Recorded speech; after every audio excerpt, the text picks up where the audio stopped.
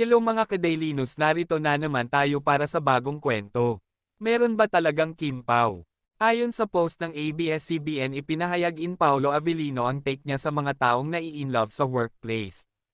Ika ni Paulo, "For me it's always better to be professional. I know in some cases nagkaka-inlove ang talaga or you can help but to fall in love with someone at your workplace.